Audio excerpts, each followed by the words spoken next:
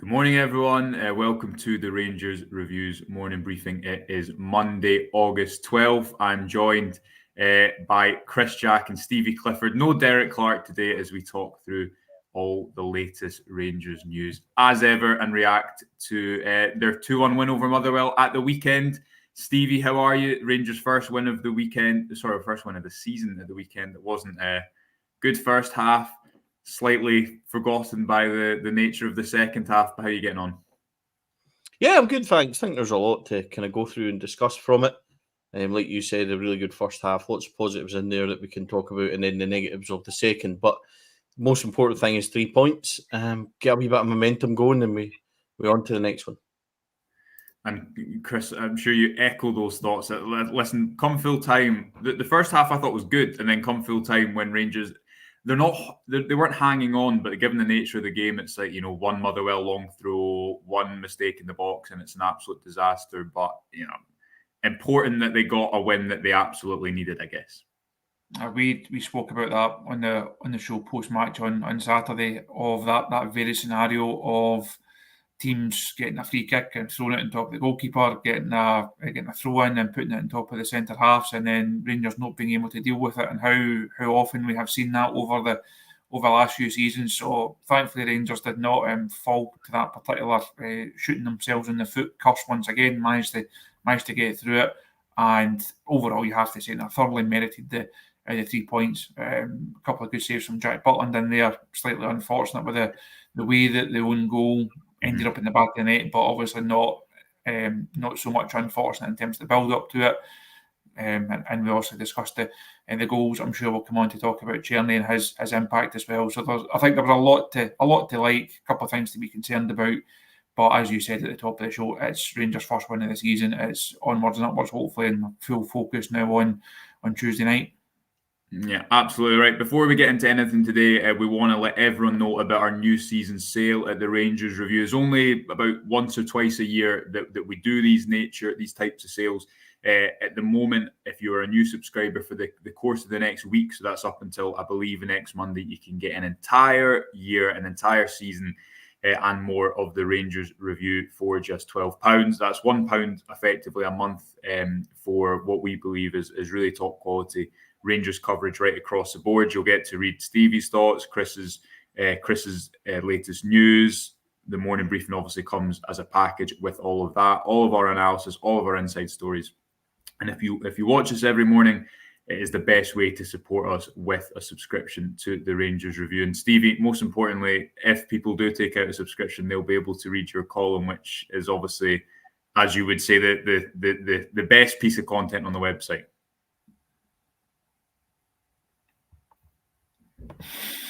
No, Sorry. You can't have been that confident in your abilities. I was just saying it's rivaled now by Chris and I's new show. Yes, of course. Tell the masses about it. Well, Chris and I have started a new show. It's called The Talking Point, and we started it last week. It's had a fantastic reaction. We chose to do the first one on the stadium stuff, so we'll do that, I think, bi-weekly, Chris, is the plan, and then we'll go on to maybe talk about the CEO or the squad kind of financial situation in a couple of weeks' time. So there's lots. Look, I think there's lots to discuss with it and lots we're looking forward to. But yes, the column is a weekly thing. I think there's lots, to enjoy on the platform. I think there's lots of different analysis, lots of different tactical stuff, and it's really good. So you can also get a wee 10% bonus if you use the code Clifford10 as well, just on top of that. So it's even cheaper than £12. So a lot to like about it, Joshua. Yeah, absolutely. If you want to take us up on that offer, you can click on the links in the description below. But right, let's get into the football. Rangers 2, Motherwell 1. We obviously spoke about it, Chris, you and I, a little bit after the game on Saturday. So Stevie, I'll come to you first. I would say that there's a lot of muted optimism or shoots of optimism in just reading the comment section as you're reflecting on this morning as well. Let's just start with your overall thoughts. I'm sure we'll come to Václav Cerny in the second half in the defence, but how did you see the game overall? And maybe in particular that first half where it did feel like, especially compared to the Hearts game the week before, like in midweek, Rangers were playing with a lot more intensity. And because they seem to have a lot more intensity on and off the ball, that lended itself to certainly a stronger performance before the break, when they could have gone on to score a third goal in that game, and I think that would have really killed it off as a contest, and it probably merited that on the basis of play, didn't it? Yeah, I've actually seen this before. Dick Advocaat took over in his first season, didn't get a result at Tynecastle, and then the next home game beat Motherwell 2-1 at home at Ibrox. Went on to win the treble that year.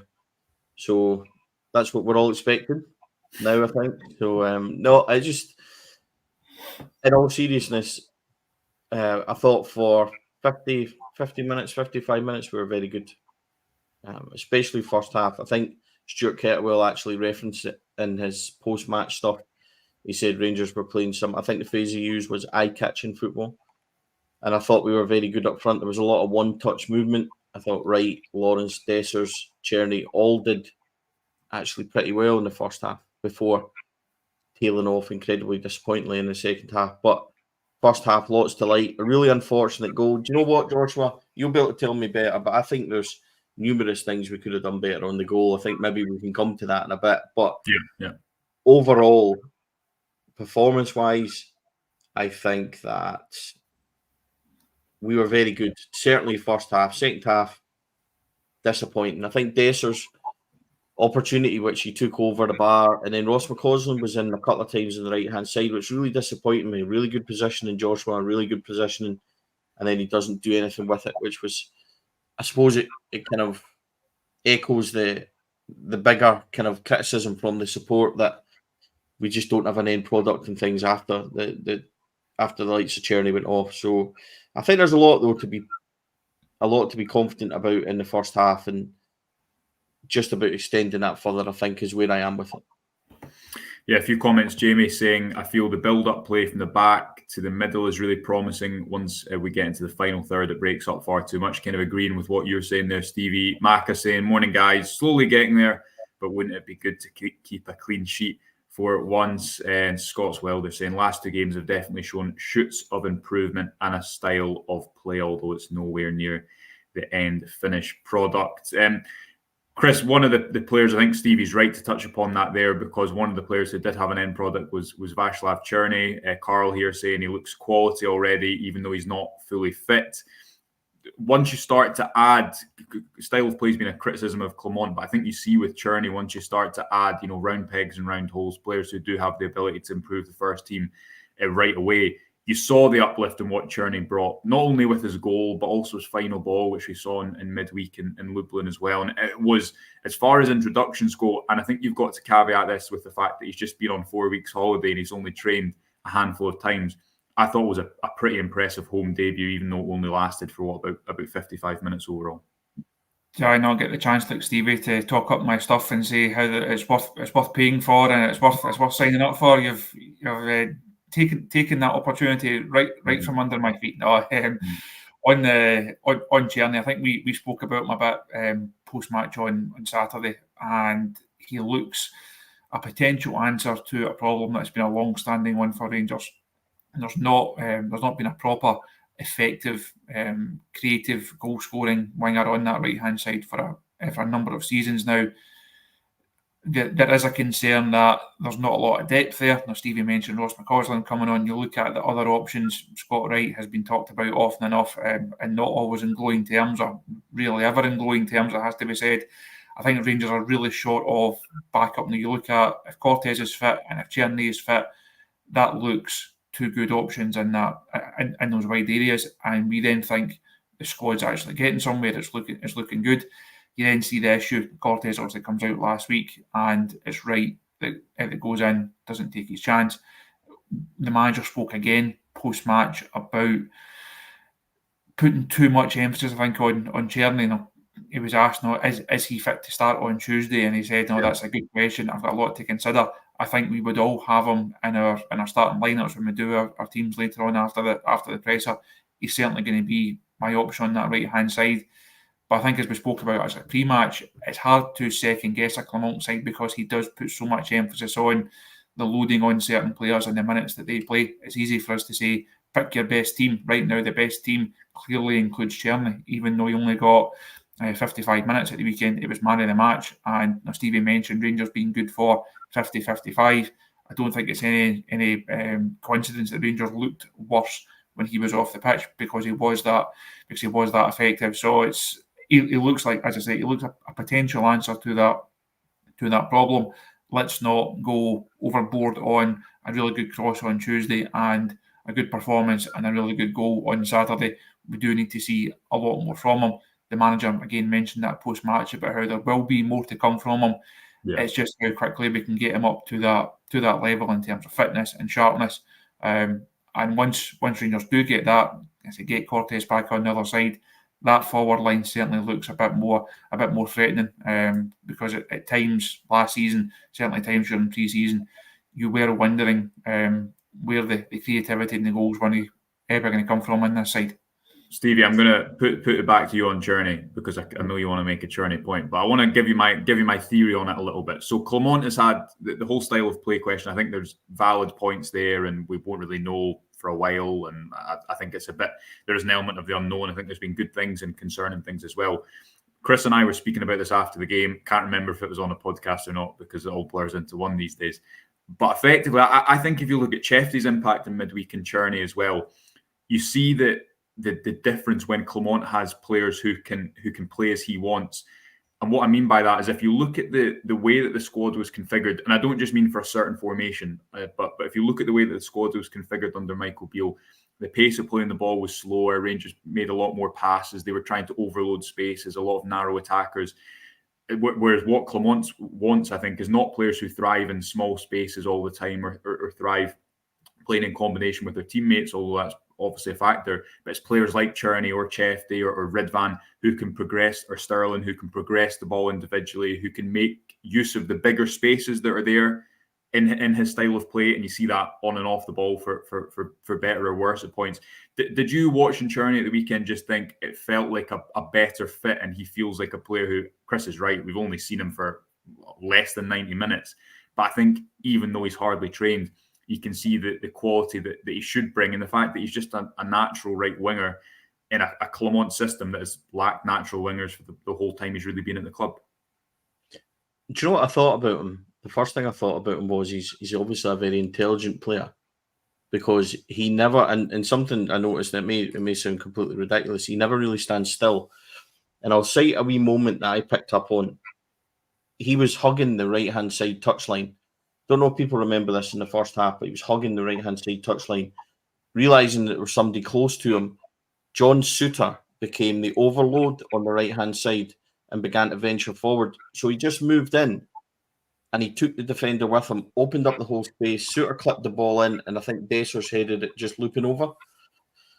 And that, for me, showed the intelligence of Cerny, just to be able to just recognise, I can move in here, make space for my teammate. And what I liked about him was that he just looked never still, always moving about, always opening up space, always developing the game as well. So really liked that. And I thought, obviously, for his finish again, out wide, comes inside into the space, opens the ball, opens the play up. Nice touch, going in on the angle. I just thought that I don't want to go over the top and say, this is wonderful and things like that. And I just think it's very promising early start from him. Don't want to overload it and put too much pressure on Joshua, but he's certainly a promising start, and he's certainly somebody that I liked. Not seen too much of him in terms of really one-on-ones yet, taking on his opponent, but I think that individual movement and things like that has been very good. Yeah, absolutely right. Let's talk about the goal. You brought it up there, Stevie, because for the positives, people are also talking about the negatives and the concession of that goal. Rangers really didn't concede many chances at all in the game, but it was still delicately poised, wasn't it? And I guess that it didn't look like a defence to me that's comfortable yet defending a one-goal leader or trusts itself to not concede a chance in the dying stages. If you look at the numbers, if you look at that game overall, that was never a game that Rangers should have dropped points in, but because of the own goal they conceded, that was a risk late on. Connor's here saying Tavas to get out quicker to the winger before their goal, recurring theme with him giving people too much time and space. my thoughts on the goal is this, and I'll put it to you first, Chris. The first issue, I think the first issue is that Clement doesn't mind conceding counterattacks. His football's quite open. We've spoken about this recently, Chris. It doesn't have the kind of territorial control that you'd associate with a Beale team or a Gerrard team. So if you look at that game in midweek against Kiev, there was a lot of times where they were breaking kind of from behind the midfield in the final third. That's obviously where their goal comes from. If you look at the origin point of the goal, what happens? I actually thought it was Tavernier's fault for the initial ball into midfield, and I don't think it is, because he's got Sneddon, his man, on the outside. You've got two centre-backs there. One of them doesn't step up when the rest of the team has stepped up. So it feels like there's a bit of a breakdown in communication, because you've got the front six have all went man for man and they've all pressed and they forced the long ball, but then the defence hasn't followed them. Because if Suter just steps into midfield with his man there, the ball, that doesn't happen. Motherwell can't get the ball into midfield that quickly.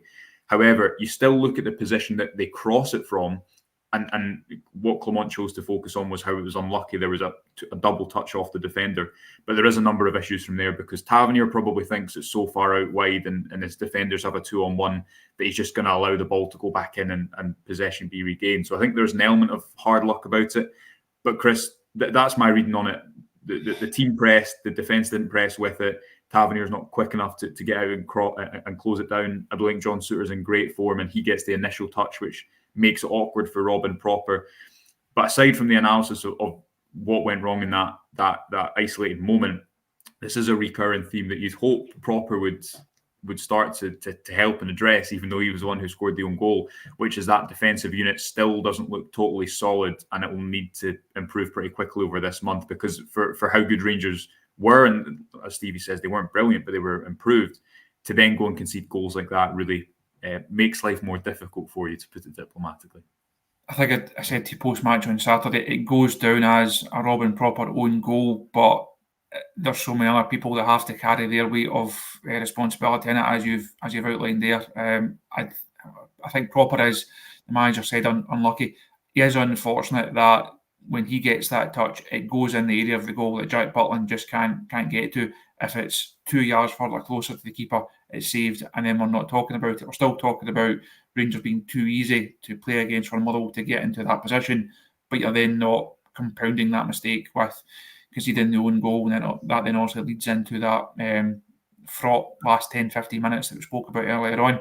So Proper, yes, he's at fault, but not wholly to blame by any manner of means. Other players, as you said, they certainly have to take their share of the responsibility. You mentioned John Suter. I think he's become not quite the new target for the support, but I think there's a lot of questions being asked about Suter's form, a lot of questions about his place in the team. And as much as it's a bonus that Proper has come in, he should be an improvement. He should be one of the first names on the team sheet. There's still this debate of, well, who starts alongside him when you're picking your team for Tuesday night. Do you have any real 100% conviction in either of the three options that are there? I wouldn't be surprised if Balogun gets the shout. I think people have spoken enough about Ben Davies. I think we know that he's not someone who completely convinces. So John Suter, I thought he was okay last season. Good to see him play the number of games that he did, but we know there's a mistake in him. We know that there's these moments that could cost Rangers, certainly against a higher calibre of opposition. So that's, for me, that's a concern. Proper is a good acquisition. He looks a good acquisition, but that doesn't mean to say that one player suddenly solves all the defensive issues that this Rangers side still have. Yeah, and Stevie, I guess on the goal that, okay, the ball gets into the final third too easily. There was a moment in the second half, just before Proper was taken off, where he was in a similar position, maybe a bit closer to goal, but he was in a similar position to Tavernier, and he just cut the cross out. And do you think it's as simple as that on the other side of things, that Tavernier's form is, again, well, especially since March, there's been a lot of criticism around that. He obviously created the second goal for Cerny, played that pass in, and was involved in the lead up to the first as well. But it's just these soft defensive moments that you can't really afford. For example, if Rangers are going to make it into the Champions League group stage, defensive mistakes like that, if they're to get into the next round, can't happen, can they? Wouldn't have thought so, Joshua. Am I allowed to say this? I think what you said there is correct. I also think James Tavernier is a wee bit lazy. Right, that's the God's honest truth. I think it's a wee bit lazy from him because I think, like you, he's overconfident that he can just allow the ball to be swung in and the defensive boys in the middle are going to pick that up. And I think there's a degree of overconfidence in him just allowing that to happen. So I think that's the first thing. And because it doesn't look great, he then becomes the one that's at fault for it in the eyes of the supporter because it's such an obvious kind of reaction to have. But I'm with you, and this is the trouble I've had, and you'll be able to tell me better why this is happening. Maybe you have explained it slightly when you say that Suter doesn't step up in that. See this ball that keeps happening, this one ball, and the person's finding space in between the defence and the midfield deep because the two in Barrie and Diamandi are pushed up onto their players. We need to stop that. It happened against Manchester United numerous times. Onana done it. It happened in Birmingham, and it seems to be a set-up issue. And if they're not getting that, that's a real worry for me because if that becomes noticeable, and if it's noticeable to somebody like me, then opposition managers are going to be watching that and thinking they can pick up on it. So that's a big problem defensively for me, Josh, what I've got. And I think that John Suter, who Chris was discussing there, I think you're right. He looks really low and confident, especially with balls in the air, which is a real weird thing for him. He looks to be getting caught under things quite a number of times. So yeah, defensively we aren't in great shape at this moment. I don't know if it needs tweaked. I don't know if maybe Balogun coming in, but Balogun came in at the weekend for the last 15 minutes, didn't he? Defended really well, but couldn't find a pass. So he seemed to just forget that we were in blue, but defended really well, really good for the long throws in the air and stuff. So it's a bit of a toss-up at the moment of who you would go with. I think Balogun. I think I'm with Chris. I think Balogun maybe gets the nod for me during tomorrow's game. I thought Proper looked okay. I thought Proper did well. Goal-wise, though, I think because Tavernier looks half-hearted, doesn't it? Whether that's correct or not, it looks half-hearted. He looks like he jogs out. Looks like it's a soft effort. And I think that's why people pick up on it. I think he's maybe entitled to think that they'll clear it behind him. But I think everybody's shaped wrong. Suter's not shaped properly, is he? And then Proper's not shaped properly either to deal with it. So just I think it took them by surprise because they weren't slightly on their toes ready for it the way they maybe should have been. I'm trying to think of a word, but I can't think of it. But they were just overconfident that nothing was going to come from it. And I think that caused complacent.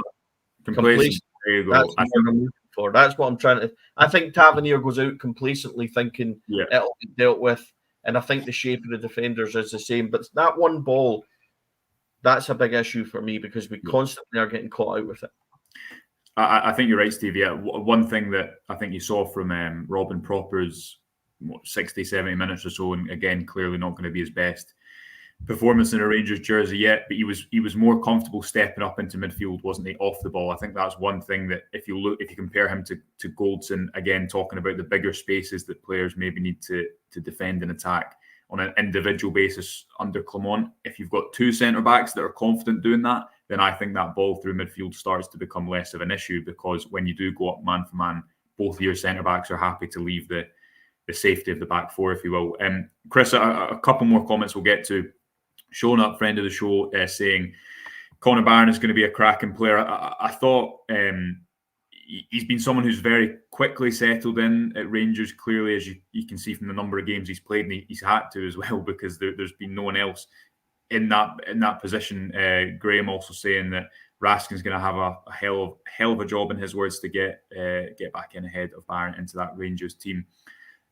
Philippe Clement was speaking about him after in pretty glowing terms, I think, for Philippe Clement. It doesn't always single out players, but Barron, I thought, next to Diamandi, we know Rangers need depth in there. They're still looking for another player. They need, I think, a number 6 profile, which they're still looking for to allow Diamandi to play higher, to not put that burden totally on Conor Barron. But he has adapted very quickly, hasn't he? And again, as we referenced after the game on Saturday, he looks like someone who can take responsibility, which is such a big part of playing for Rangers, especially in an area like the midfield. I think it was last week I mentioned this on the show when I had I spoke to Kevin Thompson a few weeks ago to do a piece on Conor. I also had him at Kelty Hearts, called in a favour from Aberdeen, got him down to Kelty for the first half of the season. And he spoke a lot about his quality and what he will bring. He spoke a lot about his mentality in terms of what he will think going into Rangers. And he referenced it back to when he made that same move, or not that same move, but the move from Hibs. He thought, going to Rangers, that's my jersey, that's my place. I'm going to go there, earn it, and keep it. And Conor Barron seems to have had that same mentality. He's not thought, well, Rangers is a big club and it's a big move from me, and it'll take 6 months to settle in. And if I play here, there, and everywhere, then it'll be good. It's a good experience. He's clearly come in thinking, there's a midfield jersey that's up for grabs here, looking at the other options, thinking, I'm probably better than them. Manager's got faith in me. I'm going to go in here and I'm going to play. He's hit the ground running. He's did everything that he has to have done. When you look at some of the other players that have been signed over the course of the window, nowhere near ready to come in and have the type of impact that Conor Barron has had. They needed someone like him just to come in and say, I'm a Rangers player. This is my spot. Go and give me the ball. I'm going to go and start doing things in games. So I think it's really encouraging. If Rangers had a couple more like him over the next few weeks at the window, guys who are just ready to come in and go straight into that side, it would make such a big difference. Again, I think as we touched on with Cerny earlier on, let's not go too overboard on the hype. Let's not build him into something that he's not. There's clearly still areas of improvement within his game, but I think we have to be encouraged by how well he has settled. I do like that partnership with Diomande. Having said that, ironically, I would break it up on Tuesday night. I would move Diomande up one if we're going to play with that number 10. I'd move Diomande into that role and have Barron and Dujon Sterling as the two. I think that gives Rangers the best chance on Tuesday night, and potentially the best chance until reinforcements arrive, until more players are brought into that area of the squad. I think that's probably the three that I would go with. Might not see it that often. We know the manager likes Tom Lawrence and has put him in a number of times already. But Barron, I think, been really good. You have to give him credit for that. I say hopefully, like so many of them, it's just a start, and there's a lot more to come. Stevie, is that the midfield three, the one that ended the game against Motherwell? Is that the three you'd start with against Kyiv tomorrow night? Yeah, and I didn't think Diomande had a great game on Saturday. I thought at times he was slack on the ball, although he was involved in a lot of good stuff.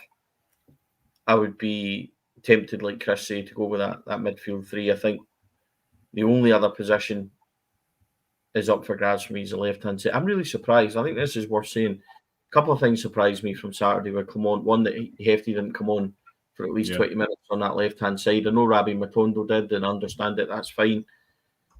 But I'm really surprised Hefty didn't build on what he did in midweek. And I'm also very surprised Danilo didn't get any minutes, because Dessers...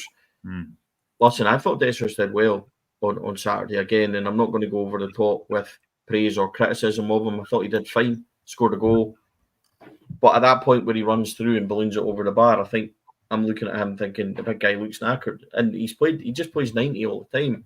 Yeah. I think it was an ideal opportunity there for at least 10 minutes for Danilo. So that's two big things on Saturday that surprised me from the manager. No Hefty and no Danilo. But I think that midfield that Chris talks about, absolutely, I'd play Hefty on Wednesday from the start on the left-hand side. And the only other thing I would possibly change is Suter in the back line. But to be honest, I'm not sure he'll do that with John Suter. I'm just hoping that it doesn't take a really glaring mistake for him then to have to come out, because that would be my worry. If that then happened and then you take him out, how long does it take you to build him back up, to put him back in, etc.? So Balogun might just be the best option for that. But there's a couple of contentious ones. Cerny for me definitely comes in and starts. But yeah, to go back to your question, I think Chris is right. It's a midfield that has been talked about on my own podcast quite a while, and I think definitely that's one that people would like to see. Absolutely right. We're going to leave it there. A reminder to everyone, you can subscribe to the Rangers Review at the moment, just £12 for an entire year. All the relevant links for that are in the description. Hurry, because it doesn't last for long. We will be back later on with all your press conference coverage ahead of the match tomorrow, so stay up to date with us across all our socials. Thank you for joining us. Have a great Monday, and we'll speak